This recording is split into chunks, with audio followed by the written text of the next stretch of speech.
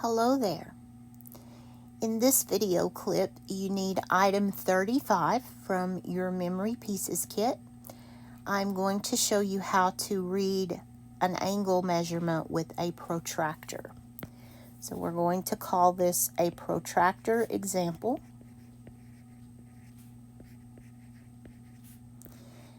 If you are planning to go on to college, you will need to know how to read a protractor. If you have children and grandchildren in middle school, you may need to help them with this. Or you could even see one of these on an exam. So lots of employment tests have protractors as test questions. So this can crop up anywhere. I just wanted to make sure that you know how to read these tools. So the first thing we want to do is become familiar with the protractor. It's usually a half circle. And your memory piece item number 35 is an example of one of those. This is my favorite kind of protractor. I've used this my whole life. I want to make sure that you know that there are two scales on here, because angles can open to the left or to the right, depending on how they're drawn and how you need them to be. So on this first scale, you have 0 to 180. And then the second scale, you also have 0 to 180, but it's going the other way. And it all depends on how the angle opens. And I'll show you what I mean by that in just a second. You also have this very important point right here where the vertex of your angle will sit. So on your protractor, you can go ahead and glue that down. I want you to draw an angle with me, and you need a straight edge. So grab yourself even the edge of a book or something that will let you draw a straight line. And I want you to draw this with me, so let's put a point right here on the protractor. And then I'm going to use a red pen so you can see what I'm doing. So there is the vertex of my angle.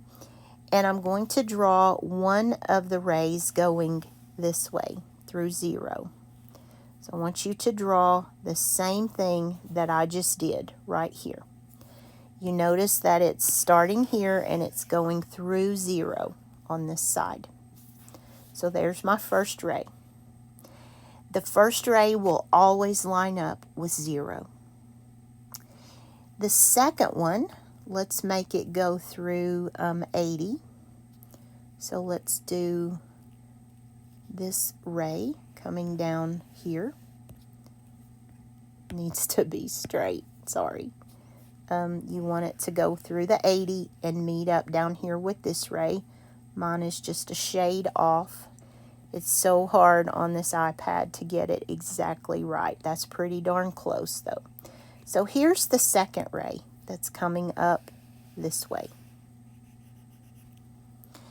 So in this case, I'm using the bottom scale. Here's my 0 right there. So I'm using this scale from 0 up to 80. And we are actually measuring this part right in here. How much openness is in there. And there's 80 degrees worth of openness. Here's the vertex. One ray goes to 0 and the other ray tells you that this is an 80-degree angle.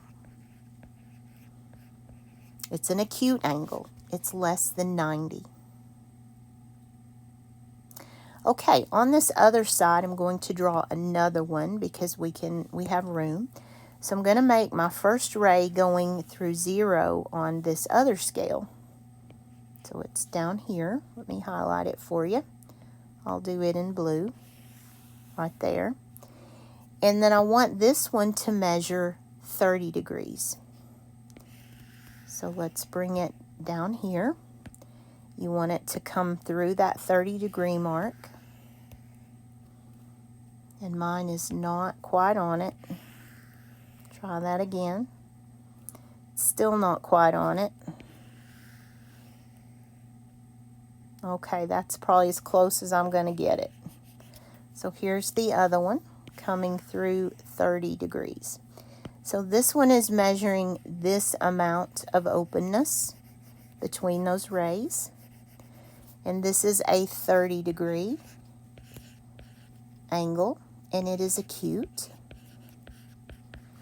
But it is reading off that top scale, because here's 0 and there's the scale up to 30.